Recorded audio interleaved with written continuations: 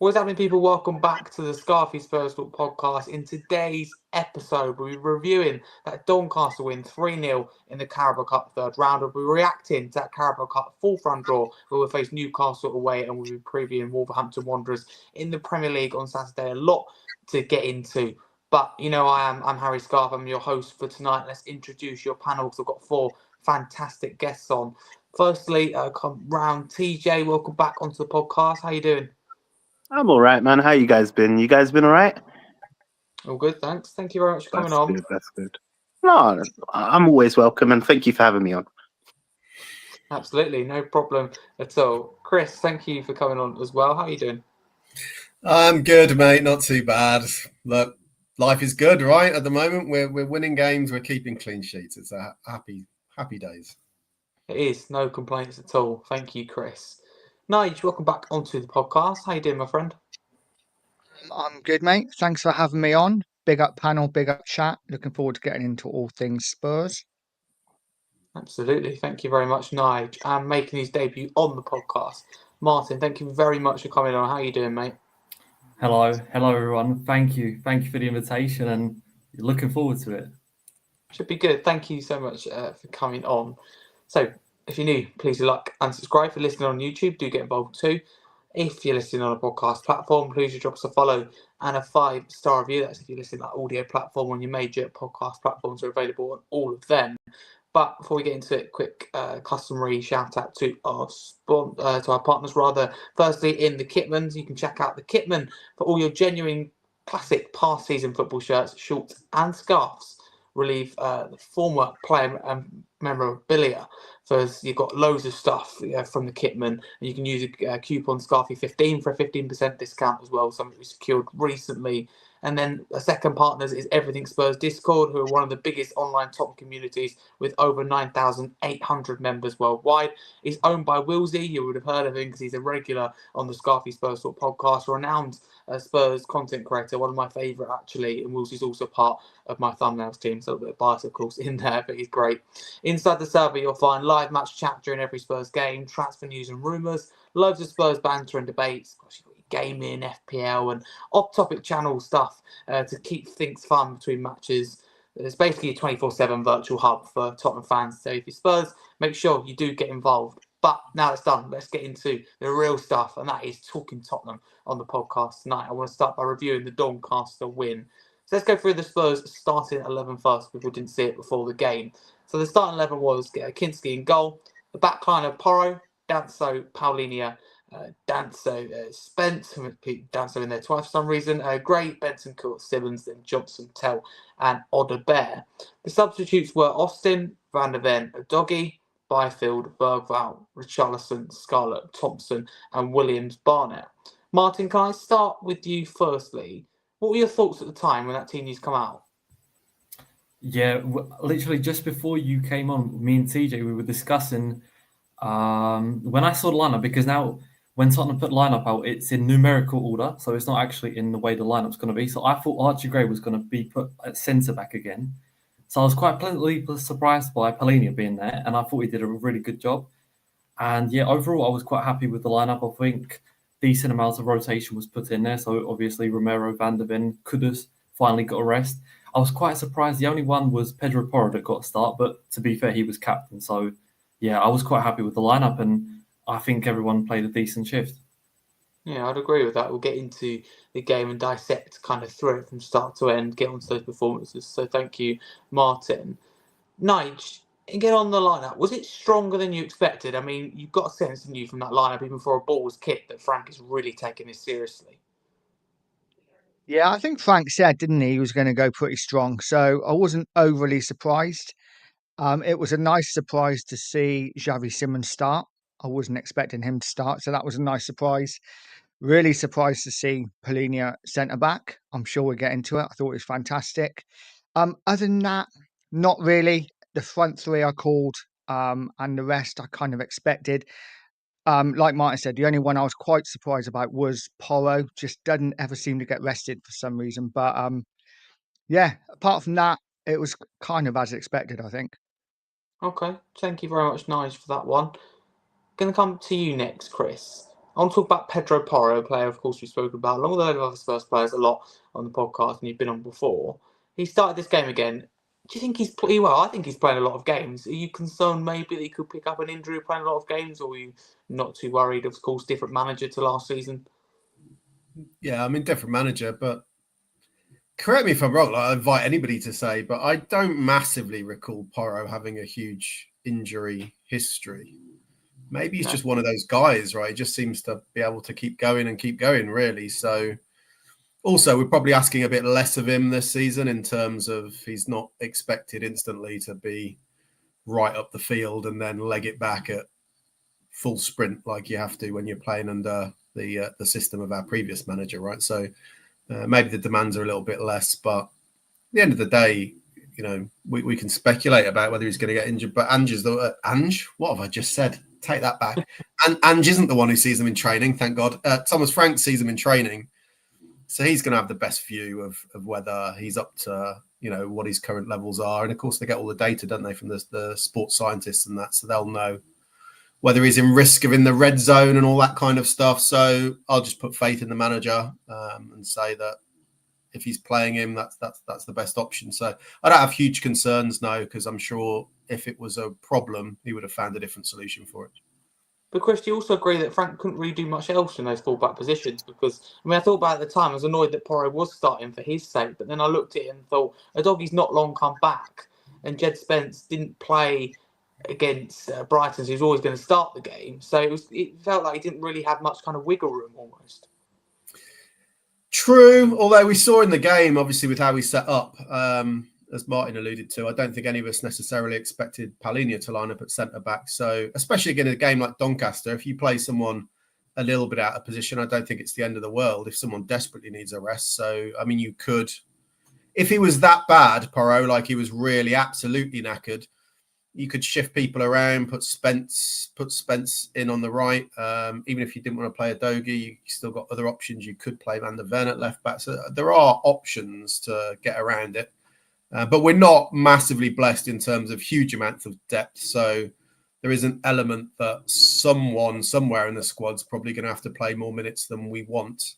So it's up to Thomas Frank to decide who the best people are. And let's face it, he generally, since he's joined us, he looks a pretty fit player, right? Like he gets around pretty well. Yeah. So if anyone's going to be doing a lot of minutes, then for me, Porro, I think last season as well was the same, right? And Duranji played absolutely loads of minutes. So I think he's just that kind of guy who, I know I'm cursing this. Fortunately, my desk that I'm currently leaning on is made of wood. But, you know, maybe he's the kind of guy who doesn't pick up too many injuries. You know what's going to happen on Saturday now, but... Yeah, hopefully not. I don't want to say yeah, because, you know, hopefully it's not the case. Hopefully those times are changing. The whole Spursy tag hopefully is going. Teejay, can I ask you about Gray starting centre-back? Did you, expect him to start as centre-back? Did you think when you saw the team that he would play there? Of course, we know later on he played in his midfield. Don't talk about his performance because we'll get on to that. But was it surprising as the game kind of unfolded? All right. So essentially, before I answer that question, maybe I was the only one on this panel that felt like Porro was going to play. For me, I felt like, as you said earlier, that Udogie has just come back from injury. And essentially, you're not going to want to rush him back. You know, it was a long-term injury and you want to play him in the right games, right? So I thought, I don't think that was a surprise. I didn't think he was going to get rested. Back to the question that you've just asked me. I was surprised. Yeah, definitely. I thought Gray was going to play centre-back personally. But we have heard from Frank that he sees him more of a midfielder, right? So it's not really a surprise when you actually calculate it. But yeah, it was a surprise on the day. For me, again, it surprised me because I thought Gray was going to be centre-back. But clearly I'm wrong. Clearly I'm wrong. No, thank you, Teejay. And can I stick with you? I mean, we've been calling, hasn't we, as fans, for managers to go strong in cup competitions and treat them seriously. I mean, is it refreshing to see Frank take it seriously with a really strong lineup of intent? Yeah, definitely. I still definitely feel like Frank is still trying to figure out his team, and in games like this, you want to mix in a way the bench boosters, and the main starters, and have a balanced feel of the players. And again, look, he did say that he was going to go strong, so we did prepare correct for the game. I just feel like Frank is still figuring out his team. So we are going to see stronger lineups. And look, our squad is massive. There's a few players that we have that are underperforming in a way, but in a way, these games are so important for them. The likes of Olderberg, the likes of Tell, in a way, Johnson. You got Archie Gray. There's so many players that maybe are not the main starters, but are strong enough to be good starters for these type of competitions. And it just proved because we won. And yeah, it was a good team. It was a fair team. I think. Do you want me to tell you where I was surprised? The only Yeah. player that I felt like should have played, but again, now I know in the future, because at the time, I thought Papa Sarr should have started, in my opinion. But again, now we going on to it, we heard that he was injured. At the time, I was like, why ain't Papa Sarr starting? Because he didn't start the previous game, so I thought this was the perfect cameo for him to play. But yeah, that's my surprise. I thought Papa Sarr was the only one that we were missing in a way. But yeah, cool. That's basically all I have to say about that. Thank you, Teejay. I agree with that. I mean, it was surprising, of course, that he was left out. I mean, we weren't sure whether it was an injury or was being rested. Of course, we do know now, as you said, it is a minor precaution anyway. So, just being safe, which of course we want after all the injuries last season. So, thank you, Teejay.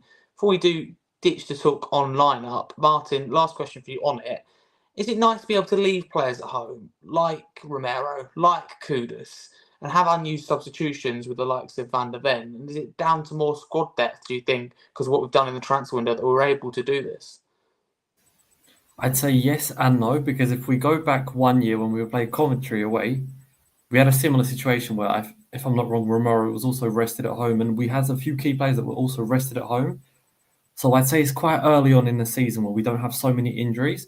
But at the same time, like you said, that we have done some good transfer business and we have that privilege that maybe other teams in the Premier League do not have, that we are able to rest a Romero, a Kudus at home, and they are actually healthy. And even Pape Sarr would have been in the team.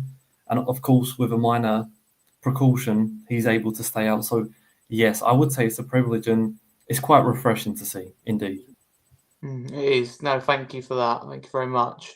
Let's progress then into the game itself. 14th minute was the first goal from our number 6, João Palhinha, to make it 1-0 Tottenham. Nice. I mean, a lovely goal, wasn't it? An overhead kick. I mean, didn't see that coming. No, he's got it in his locker though, isn't he? He's a top player. Listen, Polina is somebody we should be looking at signing for sure. Full time.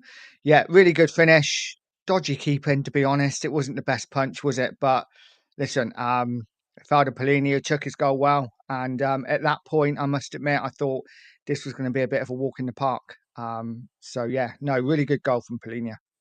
It was. Thank you, Nige. But as you said, poor initial punch from the goalkeeper. But Palhinha's still got a lot to do, Nige, isn't he? And it's interesting you say as well that he kind of has this in his locker. Do you think this is something we'll see maybe as the season goes on? More, not over a kick necessarily, but goals from him and him chipping in. Well, he's already scored 2 now, hasn't he? So yeah, I mean, he wasn't prolific at Fulham, scored a few goals. I think he's probably going to do the same at Spurs. I wouldn't expect him to score, 8 or 9, but he'll probably get 5 or 6 this season, I would think. Okay, I think I'll take that. Thank you very much, Nige. Chris, I'll come to you. I mean, another goal from a corner. It feels good, doesn't it, to finally be able to utilise set pieces to our advantage and not be on the other end of them. You're always conceded and not being able to score from them. I mean, would you say you agree with that and it feels good? I think you know how I felt last season. So just having a manager this season that takes all aspects of the game seriously is refreshing for me. So, yeah, set pieces, I have no issue. I know it's not everyone's cup of tea, but even when we're lining up with the old Kevin Danso long throws, well, if you've got it there, use it. No problem with it whatsoever. It's just at the end of the day, it's about winning football matches and maximising your opportunity to do that. So taking set pieces is such a massive part of the game. Why would you not focus on it? And we've seen, dare I mention, that the certain team down the road have executed that really well over the last couple of years consistently. Yeah. You see how effective it is for them. Why would you ignore that part of the game? I can't understand. So, yeah, to be honest, I didn't think we were that threatening last night overly from set pieces, but you've seen it in other games already this season that we're far better. And what I would say about that as well, which is what I really like about what Frank has done since he's come in, he's concentrated early on the things that are repeatable in every game, no matter who's playing and no matter whether we're playing well or not. Those are the basics, how you set up for set pieces, how you organise yourself, the kind of stardust and the superb bits of play and the magic that comes with players being used to playing each other. That's not there yet, but that's no huge surprise. We've got new players. We've got players like Mwani, who still hasn't really had any meaningful minutes on the pitch. And it's also the stuff you can't rely on. On a good day, we'll have loads of magic moments and amazing 1-2s and God knows what. But just build on the basics and the foundations. And I think he's massively done that. And the set pieces are a huge part of it. And if I'm honest, which really successful football club doesn't make the most of these kind of things? So, I'm a big fan of Thomas Frank, and I think he's got almost everything right, really, since he started. Yeah, he's done well, absolutely. And I agree with you, echo what you say about set pieces. They win you games as they do lose them, football matches, if you don't treat them seriously, both offensively and defensively. So, no, you're spot on. Don't want to rely on them, like that certain teams sometimes down the road do, but they are very, very important nonetheless. But, Martin, can I circle round back to you? I want to talk about Palhinha in particular. Of course, he did get that goal, but do you say really good bit of business in club to kind of bring him in on loan? And how do you think he's done so far in his first shirt? I think he's been fantastic, and I think he's been the exact player we've been missing, especially last season. We were calling out for a number 6 desperately, and I think he offers that something that a Bentancur or a Pape Matar doesn't, or a Bergvall, that he does the dirty work, and he does it fantastically. And he was put into a completely different position at centre-back, and he was fantastic defensively. Yeah, he got the goal, which was an overhead kick, and like we mentioned, that he's got that in his locker. But overall, he's hit the ground running since the first game, and for me, his best performance this season's been at City. But yeah, last night he was fantastic again. So hopefully we make it a permanent transfer next summer. Thank you, Martin. A lot of people saying the same thing now. Appreciate that. TJ, can I come to you? João Palhinha, I'm interested to hear your thoughts. You always have an interesting spin on things. Should we be signing him permanently? I'm going to be controversial. No. Oh, go on. Because, firstly, he's an amazing player. Let me make that clear. He's doing everything that we need for him to be at Tottenham. I just feel like there's better players on the market. And that's not me digging into Palhinha as a player, but age is a massive factor in it. He's in his late 30s. And I feel like what's stopping us from getting Wharton? What's stopping us from getting a player like Belieber? Young, up and coming, can grow in. Oh, sorry? 32 months ago. He's not in his late 30s. He's in that category where players decline. I mean, we can all earlier in his 30s. If he tried, to be fair. Maybe. Look, again, I'm just saying it from an age perspective. You've got players like Wharton, Belieber that can massively improve. They're young. They're up and coming. Again, it's nothing to do with Palhinha, and it's nothing to do with what he's doing on the pitch. I think he's a phenomenal player. I think a lot of Spurs fans are going to disagree with me with this opinion, and it's fair for people to disagree to it. But I just feel like there are better players on the market that are going to mold into world class. See, this is the thing. This is the thing that we're going to assess. Paulinho right now, would we say he's world class? I don't think so. I can't say he's world class, personally. Maybe that's just my opinion. However, he's in his later stages of his career. Whereas if you was to bring in a Wharton, for example, or a Belieber, maybe they're not world class now, but they have so much a bigger high ceiling in a sense. Maybe they could turn into world class. That's how I see it. But again, that's just my take. Again, my take is controversial. I think he's hands down the best signing so far, in my opinion. From what we're seeing on the pitch, Paulinho is the best signing. However, the question was, would I sign him permanent? And I just feel like there's better players out there. TJ, I appreciate your honesty. Correct me if I'm wrong, but I think you're kind of getting at the point of ambition in terms of Tottenham could do better, could go someone 100%. younger and more expensive, rather than João Paulinho and what he's done, because you say he's done well there. So I think you're talking more about what's available on the market. You make a good point. Adam Wharton in an ideal world, to come halfway, why not sign Paulinho and sign Wharton? What's stopping us from signing both? Yeah, I was literally just about to add that in. I was literally just about to say that. But if it's a sign one player or not sign another player, then I'm sorry, I wouldn't want to sign Paulinho. But yeah, that's just my take. Short term, I think Paulinho is great, but it's the long term. How many years can we get out of him? If he keeps performing at this level, I'm absolutely confident that he'll be okay. But I like him, but it's, TJ makes a good point about age, although he's only, early 30s. It's still a very good point. But we'll progress for now. 17th minute, another goal for Tottenham to make it 2-0. It's actually Jay McGrath own goal from the Doncaster player.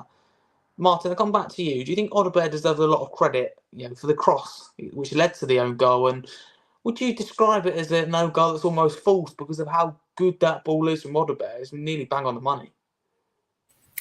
Yeah, definitely. I think that's a aspect of Odegaard's game that he needs to be doing much more often, is running at his fullback, which I feel like a lot of the times he goes for the safe pass back to the fullback behind him, so either Jess Spencer or Doggy. So finally he ran at the defensive fullback, and brilliant cross. Maybe if that's a Premier League defender, or maybe if the defender gets a bit more lucky, it doesn't go into the back of the net, but it was definitely into the danger zone where it's very difficult to defend, especially when you don't know what's behind you. So, yeah, a huge credit to Odegaard, but he needs to be doing that much more often, is running at his fullback, because he has the skill to beat the fullback and to be delivering those. Just he needs to be doing it a little bit more often. It certainly does. Martin, can I stick with you? Because it did turn, didn't it, quite sour very quickly for Doncaster. 2 goals conceded in quick concession. I mean, they could have very easily dropped their heads at that moment, but they didn't. They kept it at 2-0 for quite a long period. Definitely. Oh, you're on mute, Martin. Sorry, I must have muted myself when I was unmuted. Sorry. Yeah, like Nigel said, for the first goal, when that went in, I also thought it was going to be a walk in the park. Second goal goes in.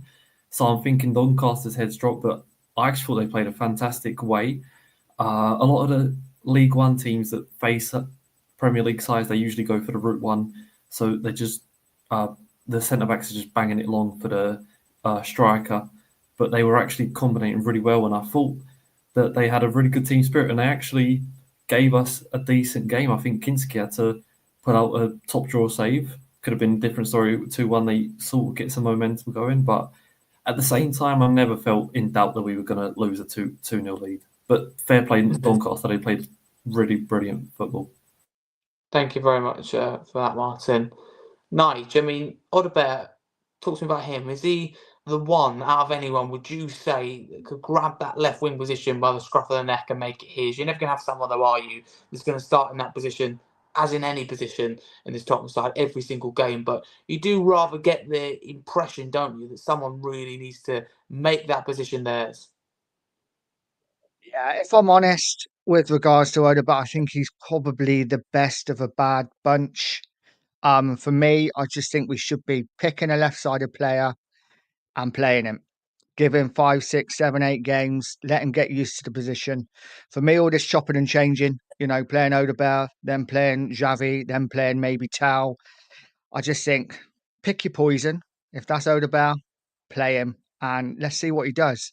For the second goal, really, this is what we've been crying out for, isn't it? Our wingers to take men on. He did it. He got a good crossing for the goal. Pity he didn't continue that. But I thought he did okay. He did okay. And I think, for me, we should be playing him now. Let's just see what he can do for the next 6 or 7 games.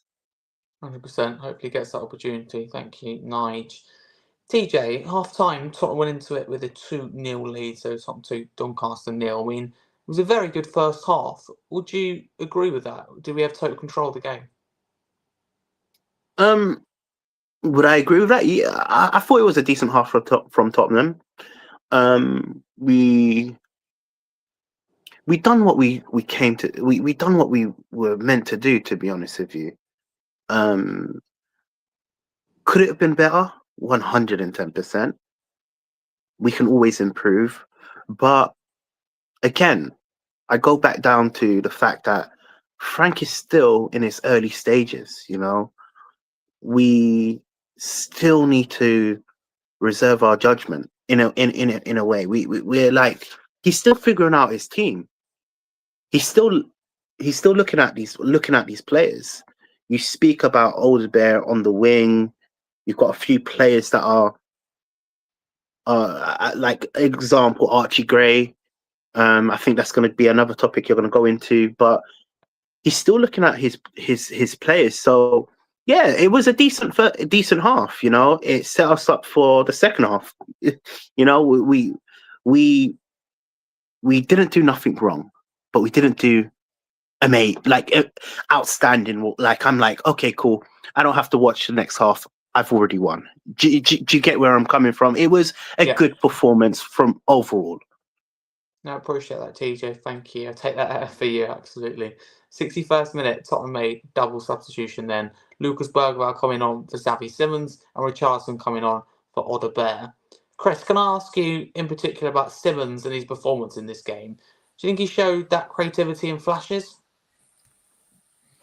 Yeah. I mean, I think that's what he's done since he's come in, right? I'm not sure he's been. I mean, his best game was the Brighton one when he came on, but he's still settling into the team. So I think we've seen enough already that tells you that there's a very good player there, right? So when he's settled in and also found his position. We all know his position, I think, but it's just whether Thomas Frank decides he has to continually utilise him on the left or not going forward, just because we're so weak on the left.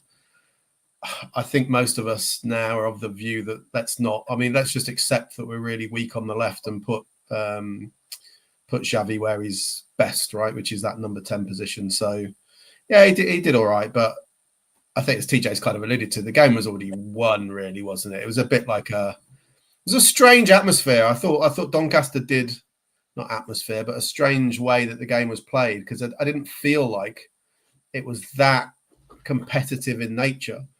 Doncaster, I thought, played all right, but they didn't perhaps put their foot in the way that I'd expect a lower team to. They're 2-0 down very quickly. I think they knew they were beaten. They were playing for pride, and I thought they did that pretty well. The Spurs players know that they're very unlikely at that stage to lose a 2-goal lead. So it just all felt a little bit like a training game, I think. So I wouldn't worry overly too much about a player like Simons in that game. I might worry a little bit more about your Tells and your Odegaards, because they've really struggled at Premier League level. And you just feel like this is a great opportunity, right? This is a team a couple of levels below.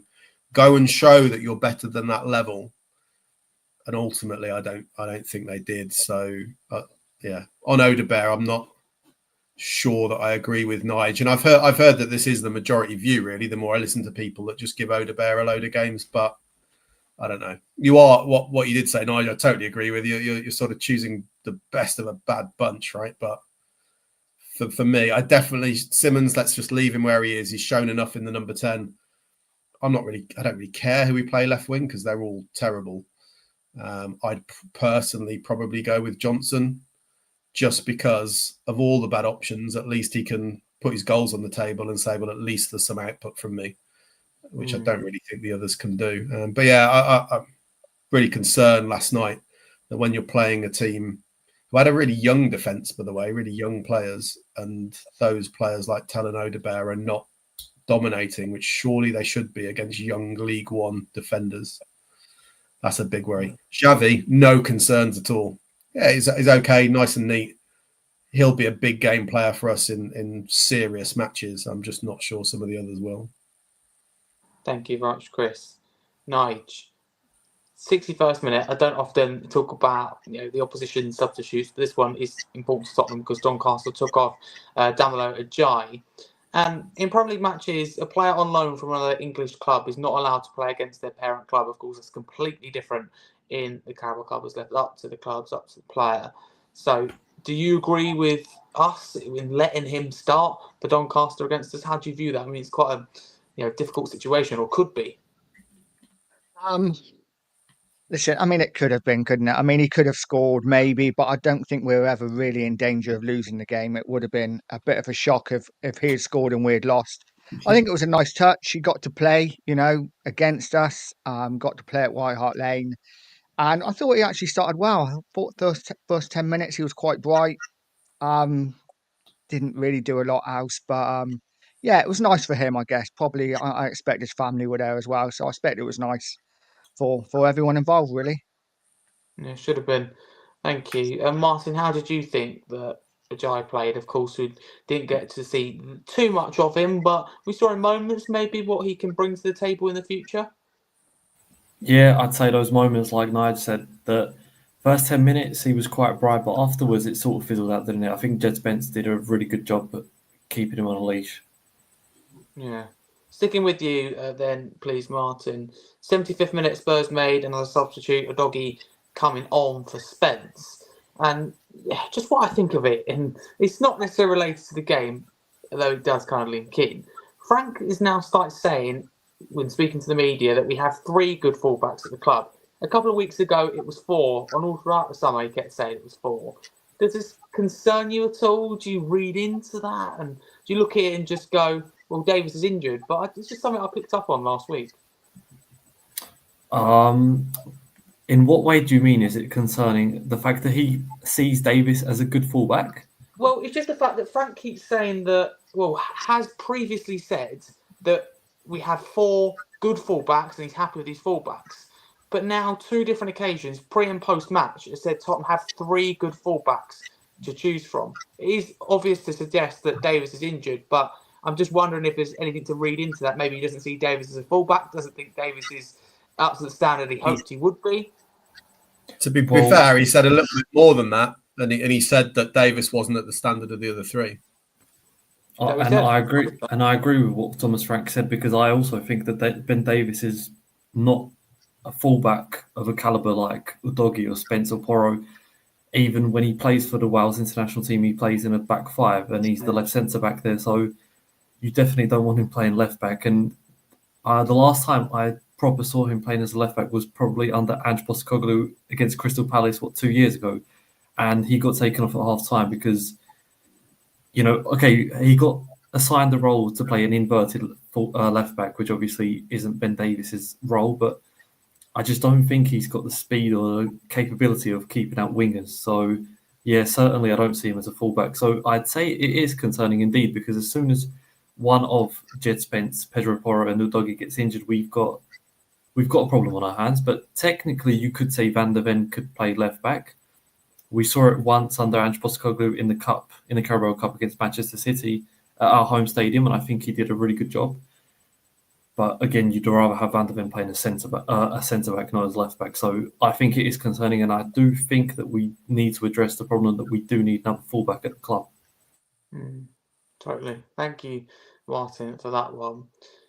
Next, Chris, I've got to come to you as the referee in the house. 85th minute, Pedro Porro was booked. Nothing too big, but I want to get your thoughts. Do you agree with that decision to book him and what was deemed as a dive? I mean, if that is the case, I mean, it's rather silly from Porro. I mean, it's quite theatrical the way he went down, I have to admit. Yeah, I would say I've not been on with Martin before, so I just had a nose at his ex. So the fact that you've just said I'm a referee has probably brought him out in a cold sweat, judging by some of his comments on referees on your Twitter, mate.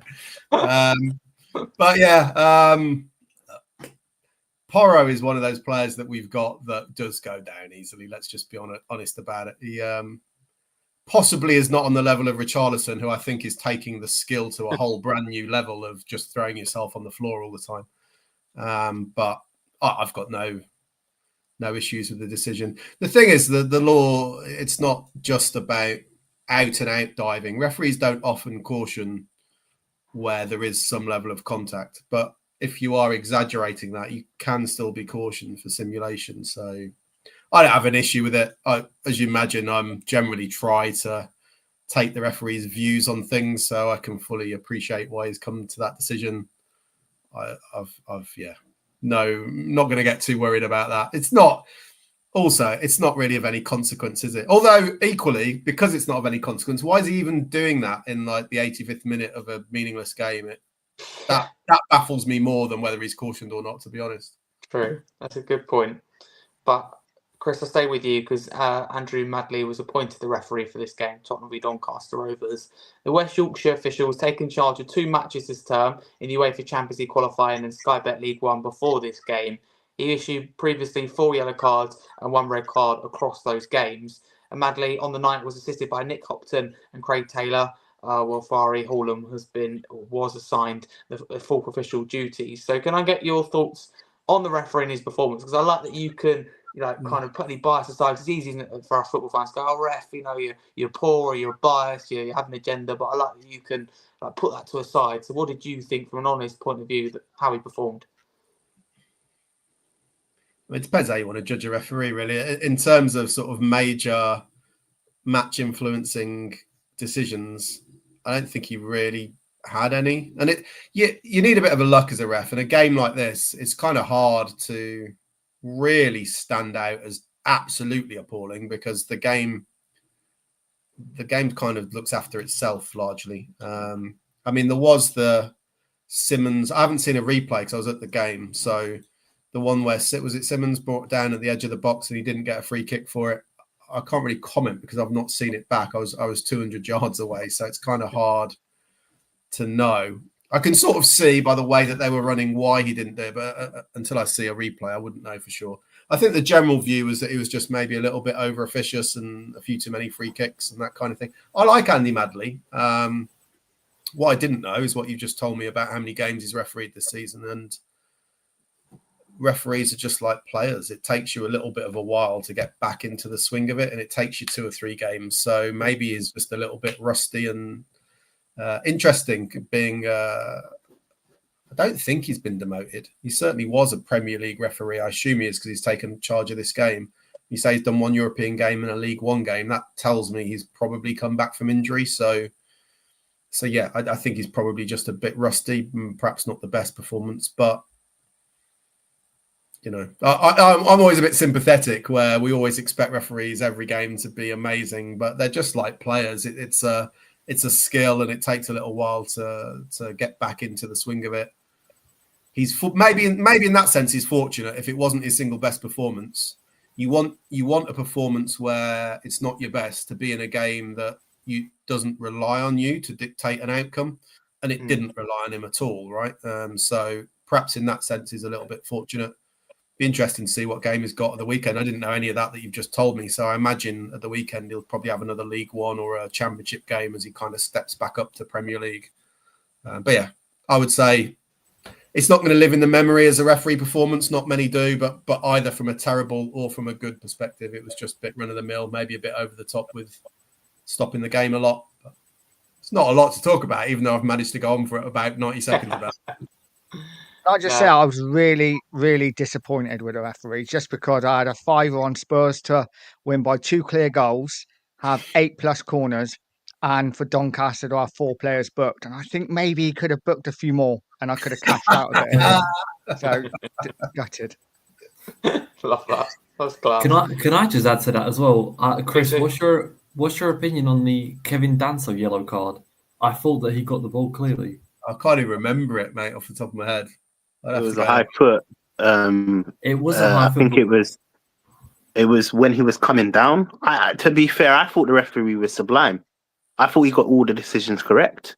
I like his. I've always been a big fan of Teejay. Honestly, I generally thought it was a yellow card. In fact, you could argue that it could have been a red card, in my opinion. The reason why I would say it could have been a red card if he stamped down on the other player. It's high foot. It's high foot. The only thing I'd say is I don't recall it. I've got to be honest, but whether he got the ball or not is always not necessarily the deciding factor. It depends how he's gone in for it, and if he's endangered the safety of opponent to some extent, then it still can be a caution, right? I mean, as an example, trying to remember that Sunderland player, was it last weekend, who's absolutely scraped the ball by the narrowest margin and then absolutely wipes the player out. I mean, I don't think they even got a free kick for that, but that's a proper bad challenge. So, yeah, unfortunately, I don't remember, but the fact he got the ball, I don't know. I'd have to go and check it. I'll see if I can find it now on Twitter. But and the thing is, his studs were up as well. If you think about it as well, like his I know it's quite hard because he's got the ball first, right? But it's endangering the player. Why I would say he got it correct because it was a yellow card. It's just the landing of his right foot. If it went down, I would have said it was a red card, in my opinion. Yeah. Thank you, everyone, for that. That's just my opinion. That's not got nothing to do with. Look, obviously, you're the qualified ref. Oh, this way, sorry, it's backwards. You're the qualified ref. This is just my take, to be honest with you. I have no logic behind what I'm saying. I just saw it, and I'm saying yes. I love sympathetic takes towards refereeing because most people aren't, right? Just to be clear, I've not been on with you guys before, so I don't actually do it anymore, but I used to. I was employed by the FA for 5 years full-time as a referee coach. So some of my lads are ruining games week in, week out on the Football League at the moment. So we can blame you. It's your fault. I think that's the problem as well. Not a lot of fans know the actual rules. 100%. And I think you said it in the group chat a few weeks ago or a week ago. Oh, well, yeah. We were talking about this. Get into that. Yeah. Off topic. But I thought that was a great point. A lot of fans don't know the rules and the decisions behind most of the callings, and I feel like we need a dummy course because still I don't know what is offside and what is not. Personally, I generally don't know. It's hit and miss. You know what, Teejay? I just make 2 other quick points on that. Not only do they not know the laws, there's a real lack of empathy with how difficult it is. So you just see loads of replays from high up, which is an angle the ref doesn't get. The ref gets one view and everyone goes, "Well, it's really obvious." Go try refereeing the game and tell me it's obvious. And the second point is, I don't get why the PGMO, I think they should be a bit more proactive and put on some shows. The only one they've got is the one where Howard Webb comes out and explains the VAR decisions, right? So it's a very reactive show to things that have already happened. Why do they not put on a program? Admittedly, not everybody watch it, but someone like you might, where they explain, look, these are the most commonly misunderstood things in refereeing, or these are some of the decisions. This is how it works. This is why they do things in this way. And just try and bridge the gap between refereeing and fans, because at the moment it's an absolute chasm. I don't get why they don't do that and just try and sort of get fans on side a little bit, because the game's never going to change for the better in terms of refereeing numbers and quality whilst that division is there. But no one seems to be doing anything to kind of bring that together, which I find frustrating. Thank you very much for that. Nice little piece there on refereeing for anyone that is interested. 87th minute then. Spurs made a substitution. On come Luca Williams-Barnett for Matthias Tell. So player number 900 for Tottenham. So that means the legacy number 900. And one of our own, Luca Williams Barnett coming for his debut, coming off the bench. He didn't get long at all, though. I mean, 16 years of age, he's already made his senior debut for Spurs. He's already managed 6 goals and 4 assists for the academy this season. I mean, it doesn't matter what competition he's been faced with this season, he's delivered. AFL Trophy, he's got 1 goal, 1 assist in 1 game. UEFA Youth League, he's got 1 goal, 1 assist in 1 game. And Premier League 2, he's got 4 goals and 2 assists in 4 games. I mean, come back to you, Martin. A very special moment, wouldn't it have been for him and his family to get on the pitch at the end, even if it was just for a few minutes? Definitely. And like you mentioned, his legacy number, it's as special as his talent. I think he's going to go right to the top. He's got that something that, if I can mention Mikey Moore, I think he's an incredible talent as well. But I just think Luke Williams-Barnett has that explosion about him that Mikey Moore doesn't have on a short space against a defender. I just feel like Luke Williams-Barnett is able to actually accelerate throughout, whereas Mikey Moore is able to beat a man. And then it just sort of feels like his sprint speed isn't there. But Luke Williams-Barnett, even in the under-21 competitions, the stats he's racking up and the goals he scores, incredible. And for his family, that must have been a very, very special day yesterday. It would have been. Thank you for that. Nige, I mean, it was only 7 minutes, including stoppage time that he got, I believe. But, you know, I thought he looked good and he was involved in that Bergvall goal that was in the end disallowed. He actually created that move. So that's a positive, I guess. Yeah, let's be honest. In the 7 minutes he was on, he probably did more in 85 that Tao was on. I thought he did really well. Little sparks. Didn't he put a ball through to Bergvall that Bergvall just didn't read as well, which I thought would have been a really good ball. So, yeah. I think that was We're on the same page, yeah. Yeah, he looked really good. Really impressed. I'm not going to confess to say that I've seen a lot of him because I haven't, but really pleased for him. And yeah, hopefully there's a bright future at Spurs ahead for him. Thank you. Chris, do you think this is the beginning of, a really big story, a beautiful story to the top from what you've seen so far? I'm really hesitant to say nothing to do with the kid, but I just think whether it's Spurs fans are any worse than any other fan base, I don't know, but I'm really tired of our fan base overhyping and putting so much pressure on our youth players over the last few years. I think it's absolutely crazy.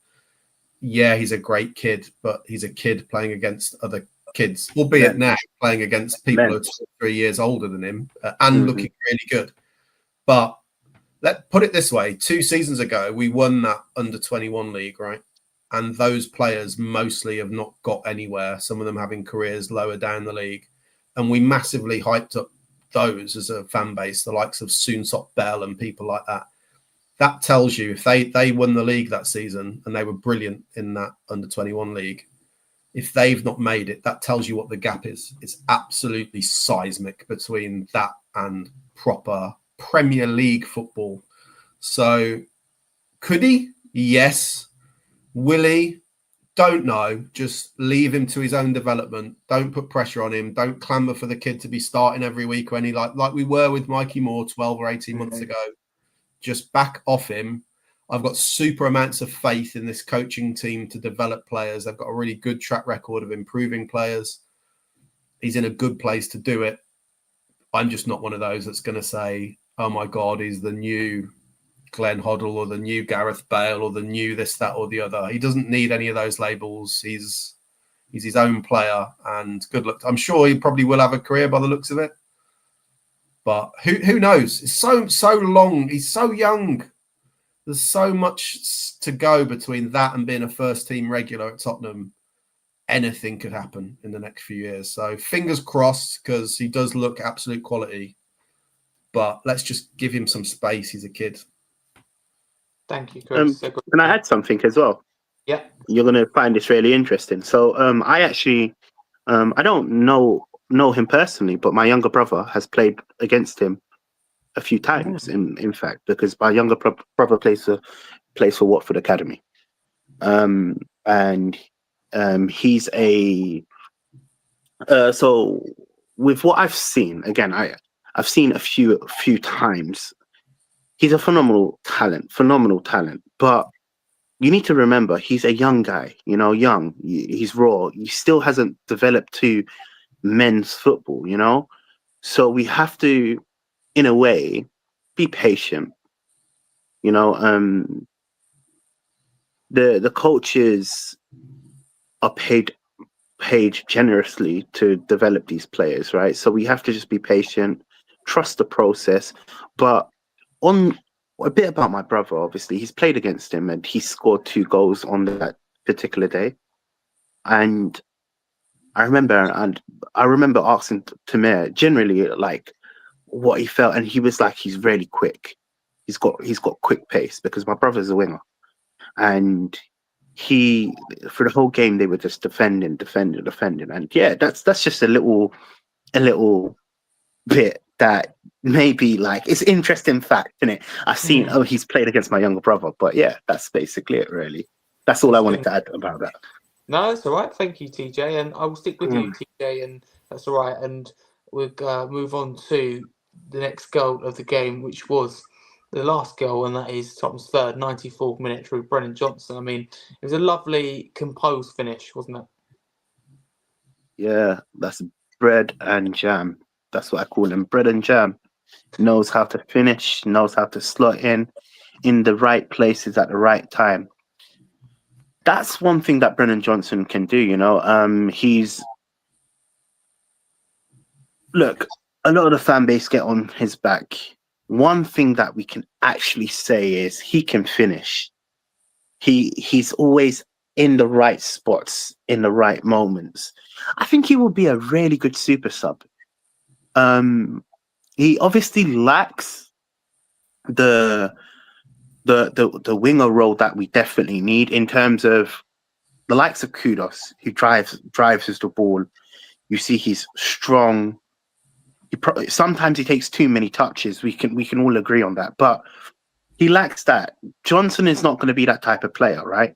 But what you can count on Johnson to do is pick up them spaces and be in the right spots to finish his dinner, right? And we don't really have that type of player in our squad. We're lacking. Look, in a way, we're lacking in goals. It's obvious. Our front line is probably the weakest part of Tottenham, and you can see it. So, look, it's good that he's got on the score sheet. Hopefully, he can just add to it. Last year, he was our top goal scorer. In fact, he was the main reason why we won the Europa League. So, in a way, he's a really important player. For me, Johnson just has to work on a lot of technical attributes like running at defenders, you know, off the ball movement. I think that's what he lacks. And when I say off the ball movement, you're going to say, oh, but he's always in the right spot. Yes, I agree. But there's been times where he's just nowhere to be seen. I might get clipped for this. And I did hear it on We Are Tottenham TV, Brian Daigle. It's someone's Twitter posted this, right? And they reacted to it. But I actually agree with this comment massively. Brennan Johnson is more of a Mo Salah for us. And when I say this, look, Mo Salah is an amazing player. He's not on the same level. I'm not comparing Brennan Johnson and Mo Salah. But Mo Salah might go missing 80 minutes and pop up with a goal. That's what Brennan Johnson is for Tottenham. Yeah, I agree. Yeah. I get the point that you want to say. You know, you're not comparing their ability, like the football ability, but the style of 90 minutes. So. Ability is out of the universe. Let me be honest with you. The ability of Mo Salah is up here, and Johnson's up here. But in a way, he's that type of player for us. We just have to give Frank time. Again, it's too soon to judge all of these players in a way because Frank, personally, see, I'm reserving my judgment. I'm giving Frank 2 years like Ange. Nigel knows why I'm saying this because I made it clear when Frank came in, and this has got nothing to do with Frank, but 2 years, and then I will understand the whole process. So yeah, that's just to answer your question. I just say, Salah, you don't win 3 Player of the Year awards by Yeah, being true. someone who's not involved in the game and just crops up and scores. You don't. Yeah, true. Definitely not. Look, Definitely not. But there are a lot of games where you watch Liverpool for 90 minutes and he's just not at the races and he just manages to score 2 but there's goals. also shed loads of games where he's absolutely dominating his fullback and he's Definitely. and Definitely. there are no games where Johnson does that. No, definitely. But I think TJ is referring to the games where Salah isn't visible and he still manages to get on a score sheet. I think that was TJ's point. yeah, that was my point. I'm not comparing. They're different players, in my opinion. Different players, different world. If we're on Earth, Salah's in the atmosphere. They're not the same player.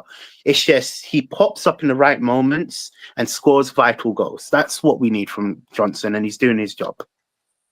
Thank you, TJ. At Nige, it ended 3-0 Tottenham. So through to round 4, another clean sheet, a few key players rested, a debut at the end too. I mean, happy days, right? All round? Yeah. I mean, this is what we wanted. It's all about winning the game. Listen, second half wasn't the best. Disappointed. I thought Doncaster got at us quite easy. There's a few worries there, a few concerns, but listen, we won the game. We're in the next round. I'm sure we'll talk about Newcastle next, but yeah, all good. Lovely stuff, thank you. And sticking with you, Nige, how do you think Doncaster played? You spoke about it there because, also could they have scored a goal or two, maybe a little bit more quality and better decisions in that final third? Because you have to take those chances at the top level, don't you? Yeah, definitely. They got some really good areas, I thought. Second half, especially Kinski made that wonderful save. All the people that saying Kinski's great with his feet, but can't save anything. I think he put that to bed with that save. Really like Kinski. They definitely got in some good areas, but listen, they're League One side. You could tell by their finishing. They snatched at a few chances. But yeah, like I said earlier, bit of a worry for me defensively. But yeah, is what it is. I thought Doncaster played well. Thank you, Nige. Martin, on Archie Gray then, would you say number 8 in the horizon after that performance, which I thought was quite impressive from him? Against Doncaster, he did a brilliant job in that number 8, but I still feel like he's better off in that number 6 position because his all-round game is much better than just the offensive style, and I think Archie Gray is going to be a great number 6. Okay. Would you say that it was one of his better performances in Spurs shirt, or at least for a little while?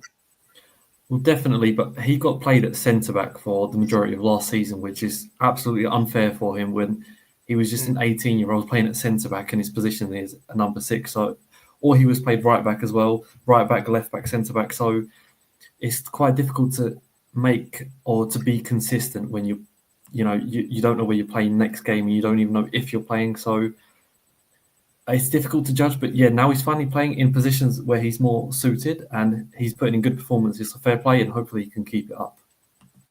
Thank you very much, Martin. TJ, then, talk to me briefly about Matis Tell. Are you losing patience with him or not? Man, you shouldn't have answered. You shouldn't have come to me for that question, man. Honest, serious, no, you shouldn't have. You shouldn't have. Look, okay, cool. I still question why we bought him. In a nicest way, because there's a level that you have to be to play for Tottenham, and I'm not shithousing on him. Like, I think he's going to be a phenomenal player. Right now, he's just not it, in my opinion.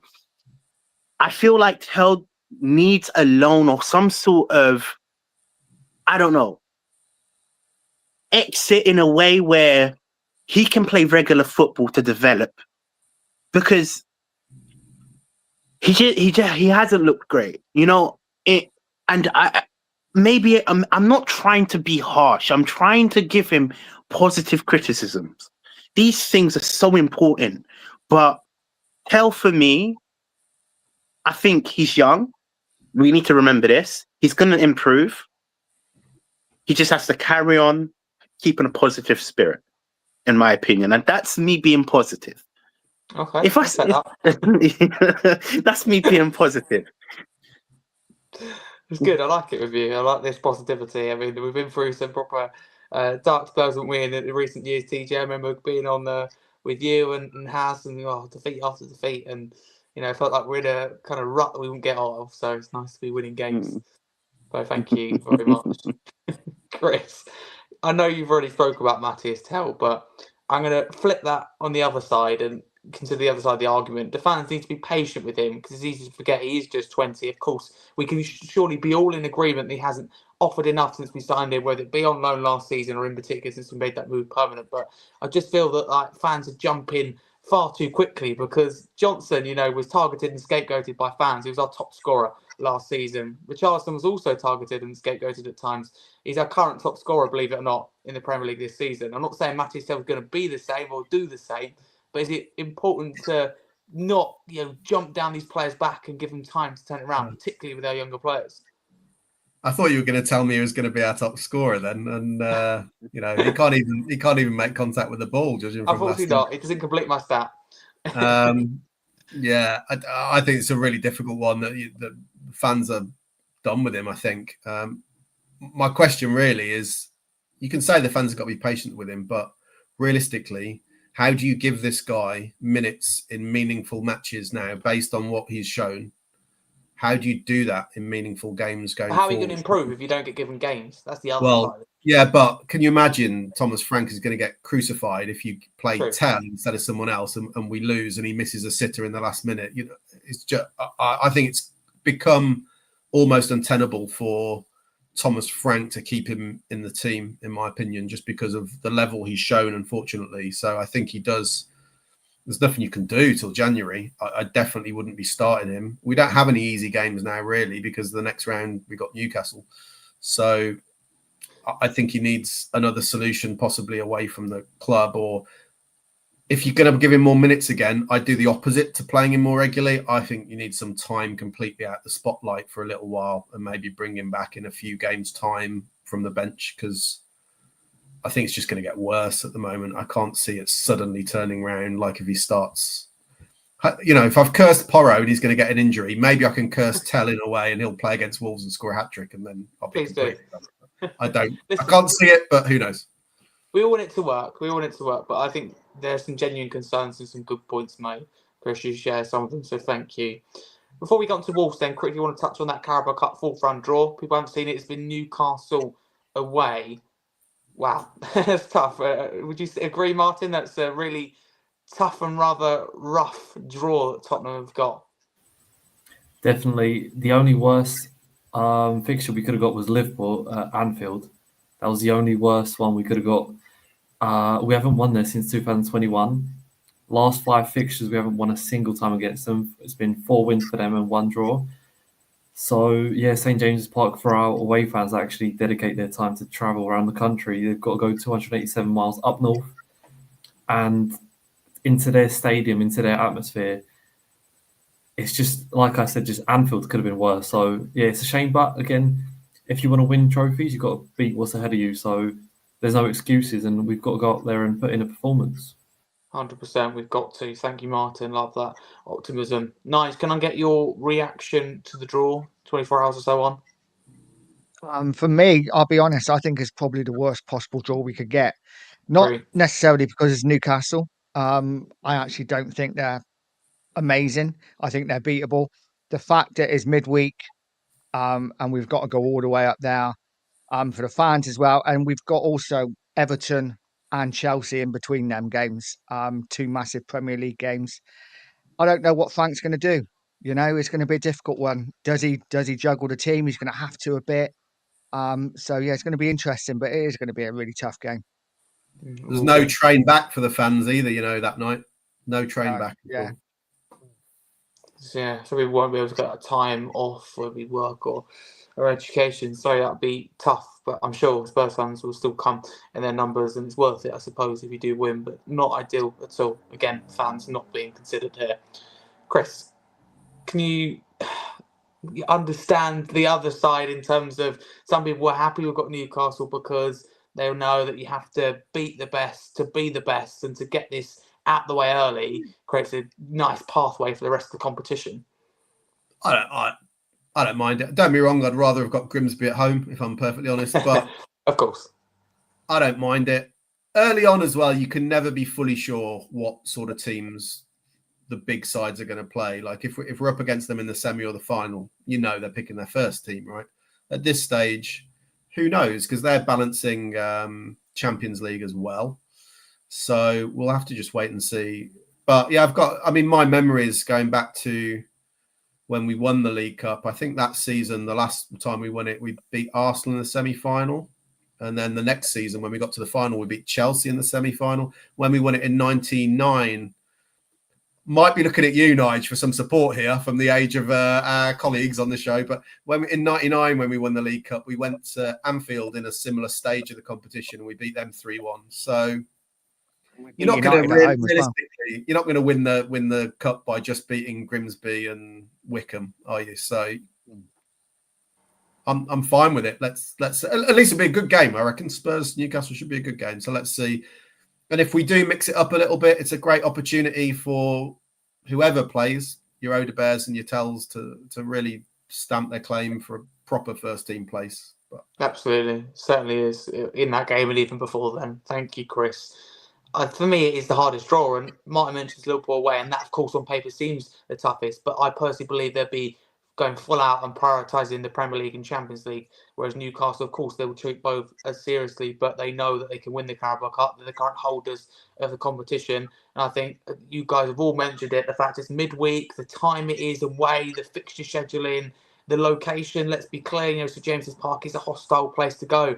And, we've been there in difficult moments. And you remember that game, I think Stellini that was in charge, Conte had just left. And, of course, the club's in a bad place. But a lot of that, not being funny, is to do with the atmosphere as well as the moment that Tottenham found themselves in. So we've got to play this right. It's going to be very difficult. But, Teejay, are you feeling confident at this moment in time? Of course, still a little bit away. A lot can change. Team news, momentum. Nah, you know what? I'm not indeed, man. If any team we would have got, I would have missed Newcastle. I feel like Newcastle's too hard for Tottenham right now, because of their current holders, and you have to play what's in front of you, right? But I'm not confident at all. I'm not confident at all. Look, it's one of them games that it's going to be frustrating. We're not going to be able to score, and I have a feeling. And see, I'm not going to put my prediction early just in case I jinx it. So I'm just going to keep quiet. Good. I'm going to keep quiet. Thank you on behalf of Tottenham. But, to be honest with you, I think it's really tough, but I was still going to say that I'm confident at this moment in time. A lot can change from now till then, but I like the way we're playing. We're keeping clean sheets. We're giving ourselves a chance from set pieces. We're defending them properly, treating them seriously in terms of causing a real threat for them offensively. And just those little edges that previously Newcastle had over us, they no longer. So I know that we'll go into that game and be competitive under Frank. So that's a real relief. I don't have that fear anymore of being beaten badly, whether it be gun-ho football or incompetent, managers. I think that would be okay. I really do like Frank. I think we've all touched on that, though.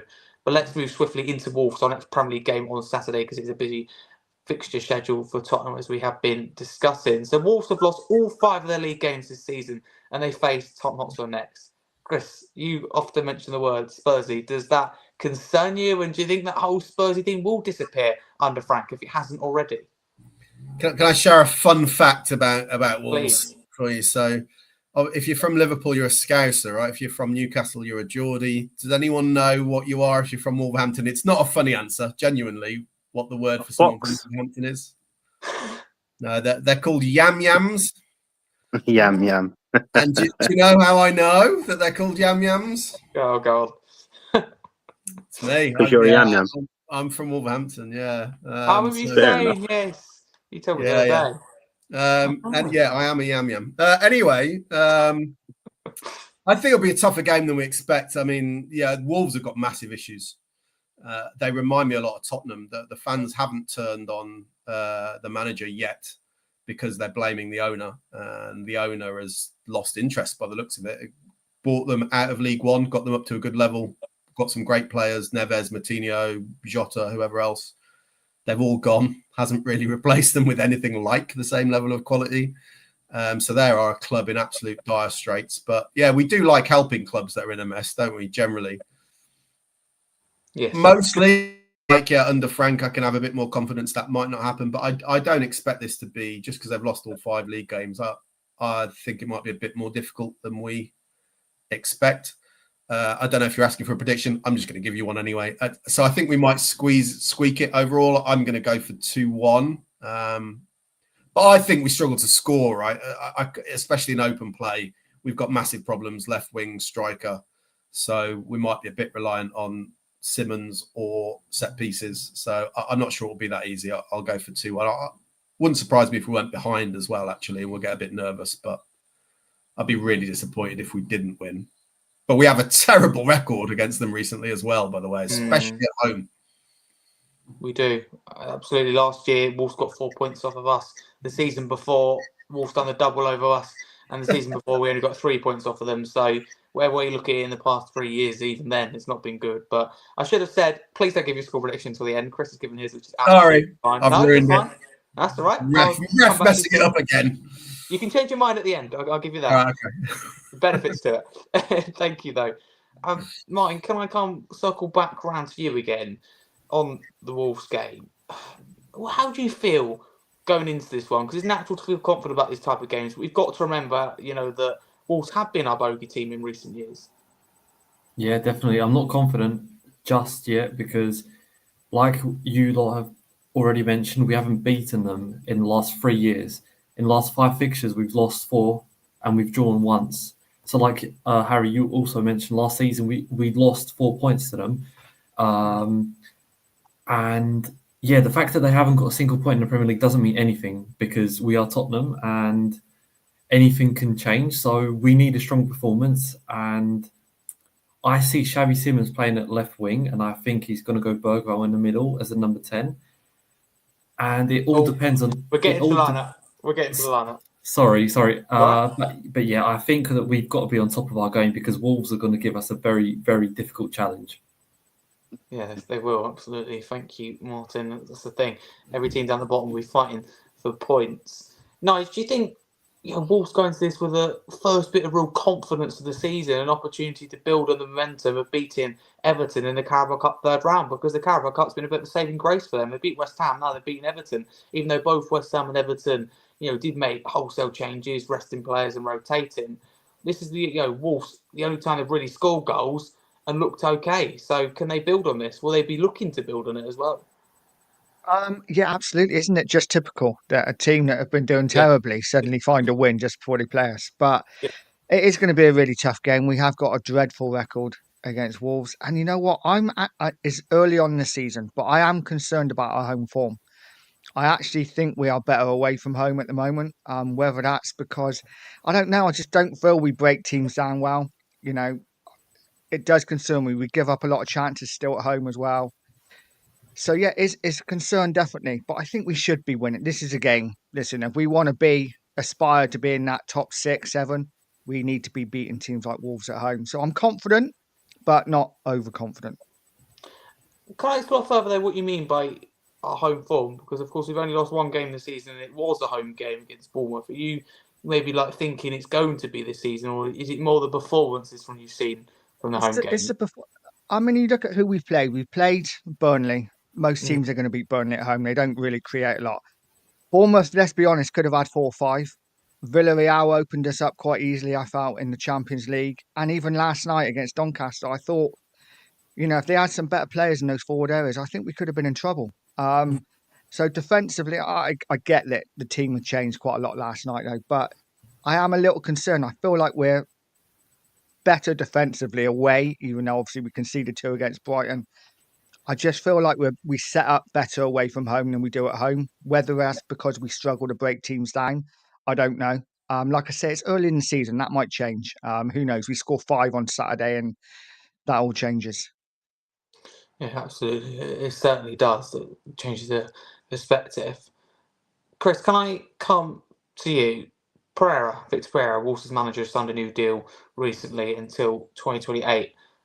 Firstly, has that surprised you, A? And B, is the timing really weird? I mean, he's a fan favourite. He's always seen as that guy who goes down kind of the pub with fans, has a beer. He has literally done that, and the fans have always seemed to like him. But it feels weird, doesn't it? Bottom of the league, no points in the Premier League, and you're committing your manager to 3-year contract extension. Yeah, I think the talks had started in the summer, which is no surprise. He dragged them from miles adrift last season to safety. Yeah, he was a fan favourite. I bet you he's not going down any of the pubs in Wolverhampton at the moment after the game. What do you do? I mean, I think under normal circumstances, they probably would begin to turn on him, right? But they are getting in the position that a lot of Spurs fans have been in, which is just this kind of what we're going to do, just rinse and repeat. If the problem is not necessarily fundamentally the manager, then what do you want from him? So, and you look at the squad, go back and compare it to their squad from 3 or 4 seasons ago. The drop off in quality is huge. So I can understand why they've not turned on him. It is weird timing though. Like how much longer can they go? If they lose to us and they lose another couple and suddenly they've lost their first 8 league games, what are you going to do? Still stick by the manager? So it is really odd timing. I think at that stage when you lost your first 5 league games, you're better off maybe putting the contract offer was there, but maybe just saying, let's review it again in another month or 2. Good for Vitor Pereira, though, because if he does get sacked, he's got a bigger payoff, hasn't he? So fair play to him. But yeah. But I suppose it ends, the rumours and speculation over a manager's future. But Chris, you make an interesting point about players they've lost over the years. But even if we focus on this summer, Aït-Nouri to Man City, that's, in my opinion, their best defender. Cunha to Manchester United is probably our best attacking player. So that's quite a big blow. And even they've lost the likes of Sarabia as well. And unfortunately, us Tottenham fans remember him well, coming on and getting a goal and assist. I think we're at Molineux, weren't we? Winning 1-0 in the 89th minute. And we actually somehow lost that game 2-1 because of Sarabia with his goal and assist. So key players like that. And, they just, Wolves don't seem to get the service. They're not scoring goals. Strand Larsen's doing it on his own and they're conceding goals. They're sort of doing a similar strategy to what we have done at times, which is try to sign these semi-unknown players and hope that they get a gem, right? Maybe people have got a much better football knowledge than me. It wouldn't be that hard, but I challenge anyone really to look through their squad and tell me that you knew all of these players before they signed for Wolves, because I haven't ever heard of half of them. Manetzi looks like a decent player, by the way. I've seen a bit of him play for them. He looks all right. But like the forward they signed, Arakadare, I've probably just butchered his name. I don't know. They generally are just sort of hoping for these cheap replacements for, like you say, Aït-Nouri's always liked him. Really good player. I guess that's what happened with him in the first place, though. Like he was an unknown player that turned into a great player. I don't think they got a lot for him, though. I think City got him on the cheap. Cunha got a lot for him. Relatively.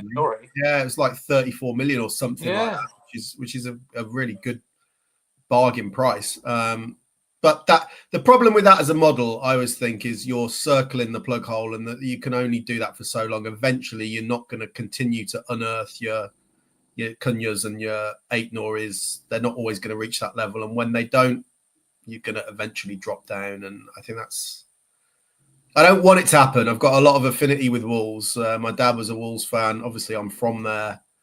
They were always kind of my second team, whilst they were never in the same division. It's been a bit more of a problem the last few years. So I don't want to see them go down, but I think they will. I just can't see how it's going to get much better. No, it doesn't look good for them. It looks very bleak. Thank you, Chris, for that.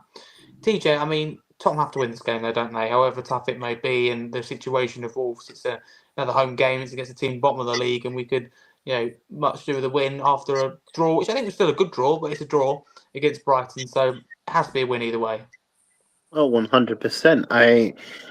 I'm confident that we're going to get a win, to be honest with you. It's going to be obviously difficult. It's going to be a close game, but we have to get a win, and a win only. It can't be a draw. It can't be a loss. It has to be a win. And we rested quite a few of our first teamers, so we will have definitely a strong fit squad. Touch wood, nothing happens in training, but generally, I don't see why we should lose. The way we're playing, we should win, in my opinion. TJ, the fact that Wolves have lost their first 5 Premier League games, so 5 straight defeats, does that make it harder for Tottenham? That sounds crazy, but in the fact that they were going to fight really hard to get fight for their lives to get that first point on the board. I can see why it does make it particularly harder for Tottenham. However, they're under pressure in a way, and I think for Wolves, they will look to try win.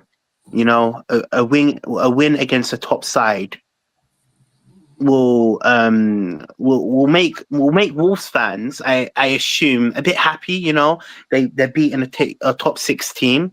So again, I feel like in a way, if they are going to push against us, it will kind of play into Frank's system, Okay. in a way. And yeah, no, I hope it pans out the way I see it. I hope we are in a way counter-attacking, not really counter-attacking, but they're not really sitting back, because we do tend to struggle when teams sit back. We tend to struggle to break teams up. So I'm just hoping that Tottenham gets the win, you know, in my opinion. Anything but a win. Anything but a win. Anything but a win. Anything. You know what I mean? We have to win. Just a win. Let's Anything go but a win. loss. Yeah. Anything but a loss. Yeah. That's what I meant. Anything I know but a what you loss. mean. No, I know what you mean. No, you're absolutely fine. Thank you very much. Let's end with the last couple of questions then. Martin, I'll start with you. You've already started going through it. You're on the ball, and I absolutely love that. I'm behind you, and that is on predicted lineup. So, can you talk me through what you think Frank will go with 1 to 11? We'll get into what maybe you'd want to see and what you would change, but what will Frank go with, do you think?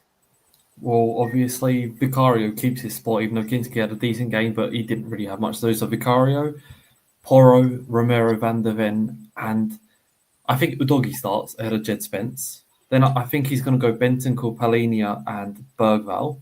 And left wing, he's going to go Xavi Simons, Richarlison, and Kudus. Okay. Thank you, Martin. Anything you would change if you were Frank? No, I think that's the strongest 11. And I understand why a lot of people want Xavi Simons as a number 10. However, I feel like he provides a lot more when he's on the left wing, in my opinion. That's just my opinion. Thank you, Martin. Appreciate you for that one. Nige, firstly, your predicted Tottenham 11, which is always tough. You know, Thomas Frank is, manager who changes his plans every game. I wouldn't go far off what Martin said, to be honest. I see maybe Sarr starting instead of Bergval. But yeah, I think it's probably going to be the same. I also see Xavi Simons starting off the left. Not that I want him to. I just see that as probably being the position that he fills. I think Frank likes his midfield 3 to have legs, and that's why I think Sarr starts. Okay, good shout. Nige, anyone that you want to particularly see or don't want to see by the same stretch of imagination? I don't really want to see Tal, to be fair. Other than that, I think the side pretty much picks itself, apart from 1 or 2 players. To be honest, at the moment. Thanks, Nige. Chris, talk me through your predicted lineup firstly. Yeah, I'm hoping he'll go a bit different. And that sort of midfield 3 is more of an away team for me. So I think he'll go with Spence at left back, but then I'm hoping that Simons plays in the 10. And then we just hold a raffle before the game, and whoever wins that can play left wing for us. Failing that, and we have to actually pick one of them, I think he will go with Odebear, but I'd personally rather he played Johnson. But that's what I'm expecting. I'm expecting basically what Martin said. I think Spence will probably play instead of Udogi, and I would play Johnson on the left instead of Bergval, and then put Simons in the middle. Thank you, Chris. I think happen. I take it you don't want to start Tal. No. Let's just leave it. I'll just leave it as polite as I can be. No. Lovely. That's the exact way to do it. Thank you very much. Teejay, though, I'm always interested to hear your lineup. But never forget some of your claims over the years. Emerson midfield.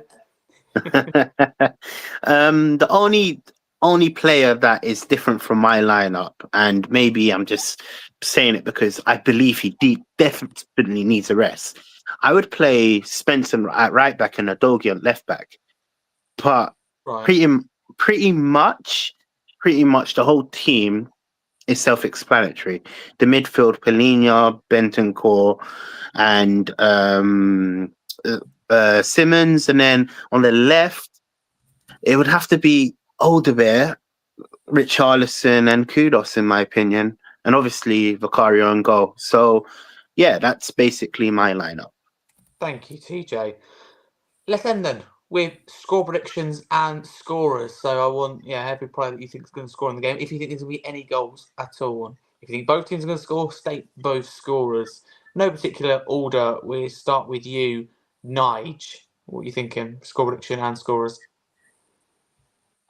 Okay, I'm going to go for a tight game. I think Spurs win 1-0. And I see Kudos getting his first goal, hopefully. Nice, absolutely. It's a good game, isn't it? Against someone who's bottom of the league to get your first goal. I had in my head, would it be him? And in terms of, would it be Simmons? Would it be, it's tough. Would it be Kudus? It'd be nice for someone to get that first goal. So thank you, Nige. Martin, can I get your score prediction and scorers, please? I'm saying 2-0, and also I'm going to say, like Nige, Kuda's first goal, hopefully, and Richie on the score sheet as well. Lovely. Good stuff. Thank you very much. Another clean sheet and another 3 points for Tottenham, hopefully. Chris, are you sticking with your score prediction? And if so, or if not, score prediction you're given. I want to say for the scorers, who you think's going to score? Yeah, I am. I said Wolves will score first, so I reckon that absolute giant that is Arakadare will probably bumble one in. He's like, I say he's a giant. He's not even the biggest player in the league now that Voltemada's joined. We've got some proper tall players, but he is 6'6", so I'll go for him to score an outrageously scruffy, terrible goal. But yeah, I think we'll come back. Struggling to predict who'll score for us. I'll go with Simmons. And then we're quite good at getting own goals at the moment, so I'll go for a terribly scruffy own goal to win it for us. I mean, it all counts, I guess. Thank you very much, Chris. Me, my prediction's 2-1. Strad Larson scoring first, and Romero, and probably Richarlison. Oh, two fairly unlikely goal scorers. Richarlison is our top scorer. Set pieces, to be honest with you, are massive for us. So that's my thinking, Nice. We've got a bold one in the YouTube chat from Ronnie. I think fairly bold. It's 4-1 Tottenham. It's Simmons. Richarlison to get a brace. I think that's bold. And Strand Larson to get the I do hope Strad Larson scores, to be honest with you. He's in my fantasy football. So things like that. I know I'm going against my team, but come on, you have to. I knew you were a fantasy football player when you referred to players earlier on as bench boosters. I thought he plays fantasy football. It did make me think, yeah. I'll tell you what, I'm bench boost at the moment. You've got to be benching him. You've got to be benching him for Saturday. That's a no. No, thank you. That wraps us up nicely, I think, this episode of the Scarfey Spurs Talk Podcast before my phone does die. Thank you so much all for coming on. If you're listening on YouTube, please do like and subscribe. If you're listening via audio, that's your podcast platforms. Please do drop us a follow and a 5-star review. Again, shout out to our partners in the Kitman and our new partners in Everything Spurs Discord server, Brady, with everything Tottenham. So no, big thank you from me, Harry Scarfe. Let's go through it with the panel though before we do end and see where you can find them across social media. They've all been fantastic tonight. Firstly, Martin, very solid debut from you. I mean, it'd be good to have Spurs players make debuts like that, very solid, and would be absolutely okay. But where can people find you across the socials? Yeah, thank you so much. You can find me on Twitter. I'm just not sure what my tag is, but if the viewers follow you on Twitter, then I'm sure they can find me in the in the tweet that you shared about the podcast. So I have no idea what my username is. I've just put it in for you into the chat because I'm not. Thank you. Despite your terrible referee takes, but my terrible referee takes. Just studied research. Love that. No, Martin, thank you honestly for coming on. You were great. Thank you so much, and thank you lot as well for making me feel comfortable. No, you're right. You're welcome back anytime. And I got your tag here, so it's Martin. Got a couple of underscores and then Frank. So FRANC. So there we go. You can follow Martin there. And as you said, you check out the post put out across all socials such as X and YouTube. You can see it there with all the guests and the handles in case you miss it. And Chris has dropped it there kindly for us in the YouTube chat. If you're listening via podcast platform, head over to X. Thank you very much, Martin. next, Nige, thank you for coming back onto the podcast. Talk to people a bit about where they can find you and what you do. You can find me on Twitter. It is under my business name now, so it's at TNW Cleaning, and also YouTube, Pure COYS TV. So yeah, come on over, subscribe to the channel if you haven't. Lots of breakfast shows, lots of Beyond the Lane every Tuesday, and yeah, that's it. Lovely stuff. Great way to start your day talking Tottenham, absolutely, especially when results the way they are at the moment, winning games, clean sheets, near the top. That's what we like. So thank you, Nige, for coming on. Always good to have you on. Cheers, Chris, mate. thanks for coming back onto the podcast. Love it, defending the referees and giving your insights on Tottenham. But where can people follow you across the socials? Yeah. By the way, my dog has just started snoring so loudly. So if you can hear that, I'm sorry. My terrible referee takes are also available on X at Spurs CC, but just the other end to Martin's. So Yeah, we can have a competition. We can have a competition. Oh no! People can vote who has the worst takes. You can tell me how bad the refereeing decisions are, and I'll tell you why they were good. There you go. Yeah, definitely. Love that. Thank you, Chris, nonetheless. Teejay, thanks for coming back on. Always good to have you on. Always a pile of laughs. Where can people find you across the socials? And of course, you start YouTube now for the 100th time. You take it seriously this time, you said? Yeah, I try my best. I'm not active. I'm trying. But if you follow me on into Spurs, it's with the 2, so you can follow me on YouTube. I'm also on a Friday show with Haz, the other Haz I was talking about. That's Haz 97. Follow him. Also Twitter, Spursy Talks. So it's how you spell it, Spursy Talks. And yeah, I'm all over the gaff. Love it. Thank you very much. Follow all these guys across all socials, and hope you enjoyed this podcast. Do get in touch if you did, and let us know where you're listening from as well. Always interesting to know that. But honestly, it's amazing to say that Tottenham fans from over 52, 53 countries now already in 2025 have listened to. If we just zoom in on the YouTube channel, I'll look at the data. I don't 100% know for the podcast just in general or on audio platforms. I'm currently looking into that and doing research. But one thing I do know is that the support has been absolutely amazing, and been nominated for the Football Content Awards again 2025, 3 years in a row. So thank you very much for that. It means a lot in the Best Young Content Creators section in that category. So if you can vote for me before it closes on the 12th of October, that would mean a lot. But honestly, it's a big thanks and real credit to all of you guys for making this possible. My amazing guests, amazing viewers that make it possible for me and my channel to do so well. So big thanks from me to you, and come back for more. Hopefully we'll be talking Tottenham next time you be hearing from me after a win, and we're looking positively going into Bodo Glimt. For now, massive Come on you Spurs.